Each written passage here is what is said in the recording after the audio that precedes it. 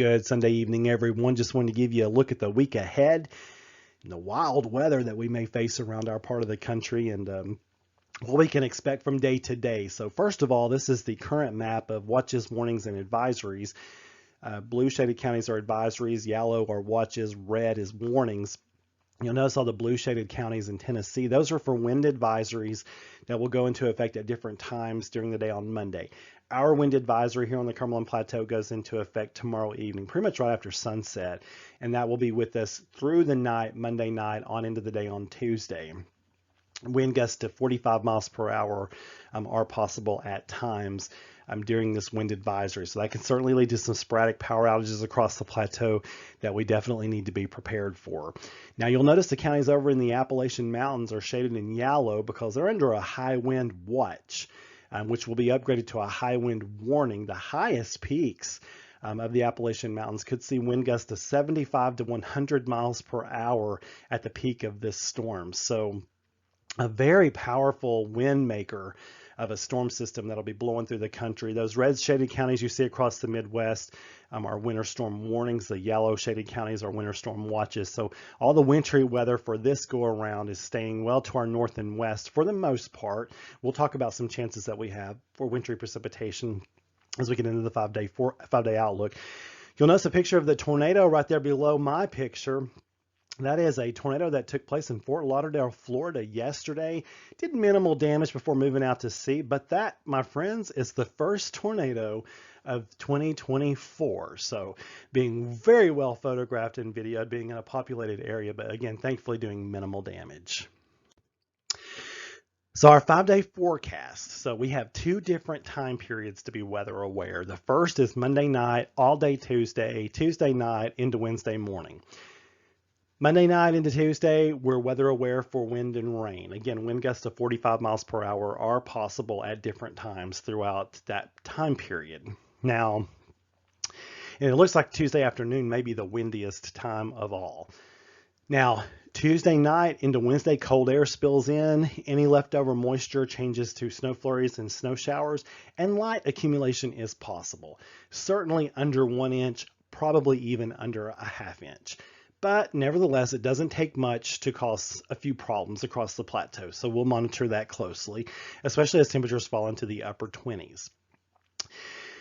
Thursday, we get a bit of a break. Highs in the mid 40s, partly cloudy skies, but clouds will be increasing because rain will be developing in the overnight hours of Thursday. Again, that rain could be heavy, the wind could be strong. We're weather aware Thursday night through the day on Friday. So very heavy rainfall once again possible, and those winds that you see down there on Thursday, southwest 10 to 15 gusting to 20, and on Friday 15 to 20 gusting to 30, those will probably be increased as more data comes in. So I don't see those days getting less windy. I certainly see them becoming windier. So a system very similar to the one that we're having at the beginning of the week, but maybe even stronger.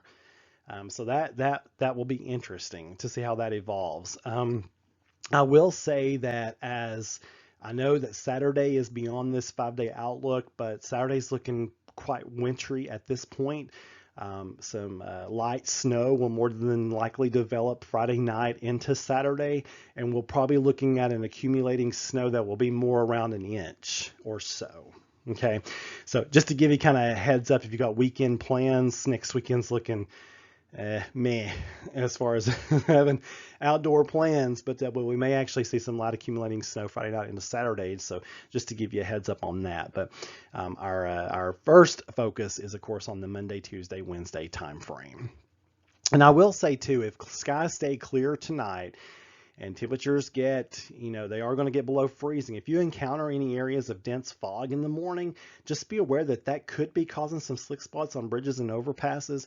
Not looking for any widespread issues out of that, but just slow down and take it easy on those bridges and overpasses if you encounter those with fog.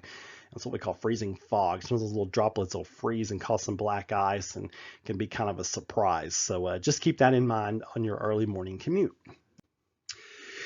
So what are the chances of a snow day on Wednesday? So due to the possibility of snow flurries and snow showers being with us through the night Tuesday into Wednesday morning with temperatures well below freezing, Could cause some slick spots on area roads, especially early in the morning on Wednesday. So right now I'm sitting at about a 30% chance. So we'll track this over the next 24 to 36 hours and see if my if I get more confident in a snow day or less confident. So it'll depend on what the weather data looks like over the next 24 hours. But right now I'm saying you got about a 30% chance for being out of school on Wednesday, and maybe we can at least get you an hour late, right? I know some of y'all prefer just to not even just to go full time as to go an hour late, but I don't know what the deal is with that. But we'll see how this pans out over the coming day or two. So we're watching three different storms this week. So storm number one is the one you see there in red. That one will be tracking from around New Mexico up towards Chicago. So we're getting strong winds, heavy rainfall from that one as it tracks to our north. Storm number two comes a lot closer to our neck of the woods. Looks like it's going to track from around Houston up to Knoxville and then on up into Pennsylvania. That's the one that comes on Friday that could have quite a kick to it as far as wind and rain. And then wrap around snow coming in Friday night into Saturday. And again, like I said, that accumulating snow may be one that gets closer to the 1 inch mark. Storm number three comes about a week from tomorrow. So a week from Monday, we're looking at storm number three. That track is more uncertain simply because it's a week out and a lot can change between now and then. But that track is especially interesting because we have Arctic air that'll be coming into the country. We're just not sure at this point how far south that Arctic air is going to penetrate. Because that will influence the track of that low and the type of precipitation we get from that. If we can get the Arctic air in place here and this low develops in the Gulf and moves northeast and takes a track very similar to this one, then we could be looking at some rather significant wintry precipitation around our neck of the woods in about a week. So about a week from Monday. So a lot to track on that and a lot to keep track of, that is for sure. One other note I will say about the storm number one, as it passes through over the next 48 hours or so, a significant severe weather outbreak is likely for the Gulf Coast states. With this system. So coming in, I think, Monday into Tuesday along the Gulf Coast, basically from New Orleans to Tallahassee, maybe getting as far east as Tallahassee, but right there around that northern Gulf Coast, some pretty powerful storms could spawn some pretty powerful tornadoes. So if you know anyone down in that neck of the woods, you might want to just give them a heads up, let them know to be weather aware. At least for the start of this coming week. So it's an active weather week, folks. Lots of moving parts, lots of changing pieces, and you know that it's something you just kind of have to stay on top of and stay abreast of. You just keep checking back for updates. I'll keep you updated right here at meteorologistmark.com.